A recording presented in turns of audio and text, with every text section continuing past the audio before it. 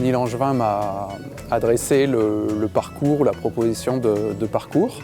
Et puis après, j'ai pris ça comme prétexte pour partir et m'arrêter au gré des stimuli, au gré des sollicitations, de ce qui me semblait intéressant de découvrir, de mettre en évidence, avec l'idée derrière d'en faire un témoignage dans le cadre des causeries. Nous, paysagistes, on pense que tout a de l'intérêt. Même si tout n'a pas été décrit, et c'est tant mieux, il reste aussi des coins dans lesquels on peut se perdre encore en France et qui sont des lieux de vie essentiellement pour les populations.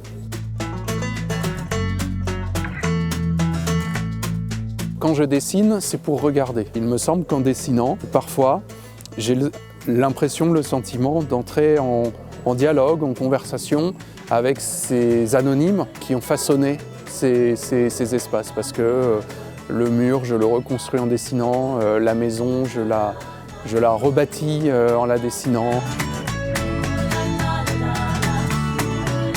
Le dessin a été pris à l'intérieur de la voiture, sinon je serais mort. Mais elle est importante cette route parce qu'elle a fait l'objet d'un bornage très particulier quelques années après le débarquement pour finalement matérialiser le chemin, l'axe de reconquête par les troupes alliées.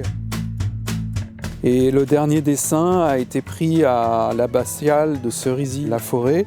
Alors c'est pas un dessin dans l'abbatiale, c'est pas un dessin hors de l'abbatiale, c'est un seuil, c'est un espace qui marque l'accès à la salle, à la chapelle du prieur ou la salle de justice, et puis qui cadre singulièrement sur ce petit paysage de parc. Quand on dessine, sur le moment, en fait, on ne sait jamais très bien si le dessin sera communicable, lisible, mais au départ, on le fait pour soi. C'est à mon avis assez utile de poser les choses.